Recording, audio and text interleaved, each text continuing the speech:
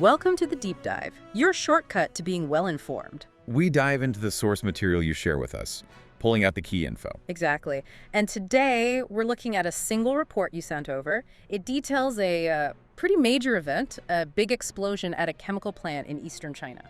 Right. And our job here is just to unpack the facts and the immediate impacts as laid out in this report. Nothing more, nothing less. Just giving you the picture based on this source. Okay, let's jump right in then. The core event.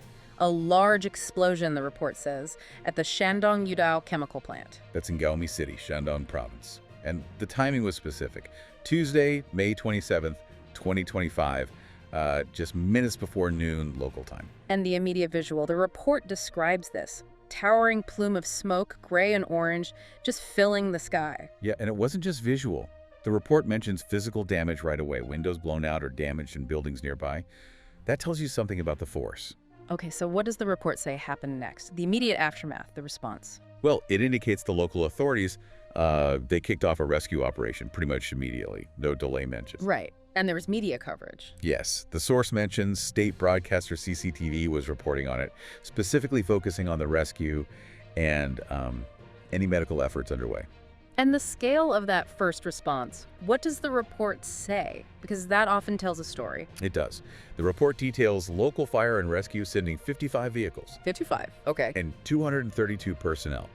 So a pretty substantial mobilization right off the bat. That is a lot of people and equipment. And was it just local? No, actually. Yeah. The report points out the Ministry of Emergency Management got involved too. They sent a working group. A working group, so national level attention. Seems like it. And rescue reinforcements as well, which, suggests they understood this might be bigger than just a local incident. Interesting. But the report is also clear on what wasn't known immediately, right? Like the cause. Exactly. Yeah. It specifically states that the CCTV report it referenced, well, it didn't give a reason for the blast.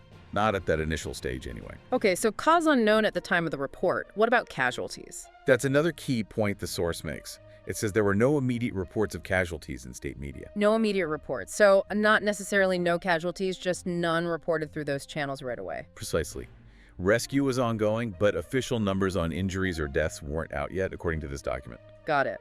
The report also includes some witness accounts, which really help paint a picture of the blast's power. Yeah, they do. There's one from a hotel worker about 3.5 kilometers away. 3.5 kilometers. Yeah. That's not exactly next door. What did they experience? Heard it right around noon. Described it as a quite loud bang, but interestingly said it only lasted for a moment. Loud but quick. Did their hotel get damaged? Apparently not, according to the account in the source. Yep. But the sound itself, yeah, clearly significant even at that distance. Okay, but then there's another account, even further out. Right, a factory worker. She was about 6 kilometers away. 6 kilometers, and she still felt it. Oh yeah, heard a boom, felt a shake. But what the source really highlights from her account is feeling a strong gust of wind. A gust of wind from 6 kilometers. That's what the report includes. And her quote really drives it home. She said, "It scared me so much that I didn't dare leave my office." Wow. And she described doors and windows in her factory, 6 kilometers away, being damaged by this airflow.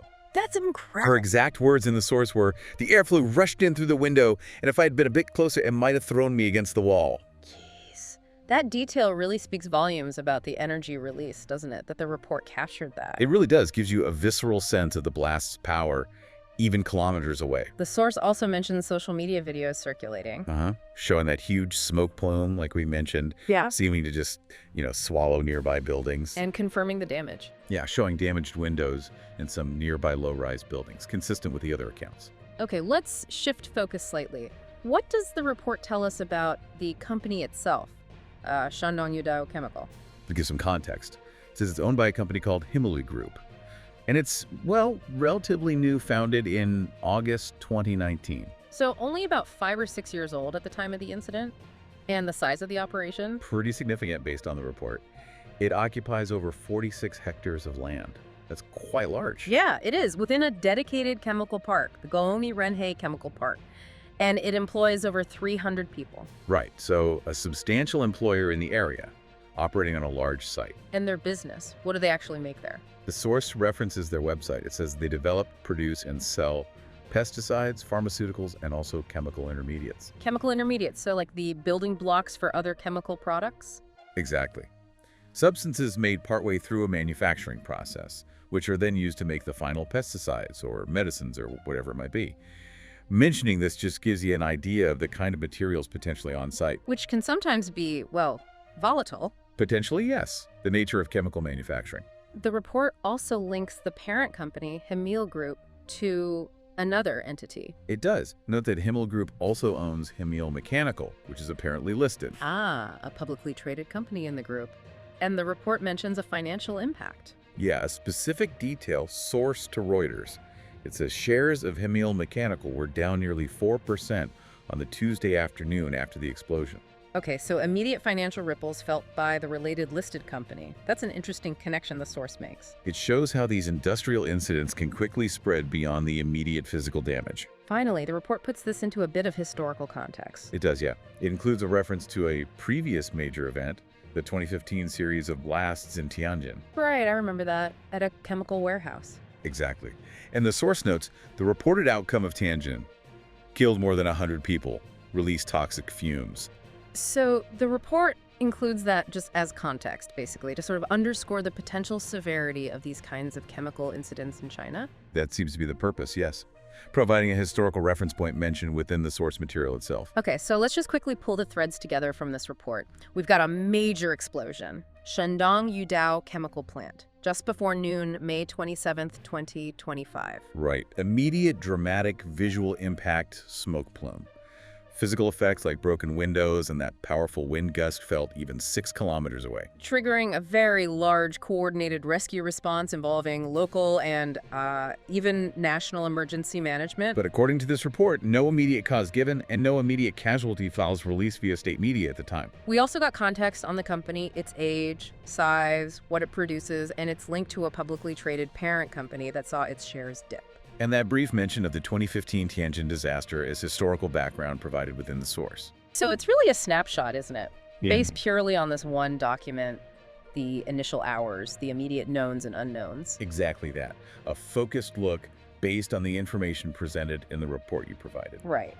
And it definitely leaves you thinking. You know, considering those witness accounts, the source included, especially that detail about the strong wind gust causing damage 6 kilometers out.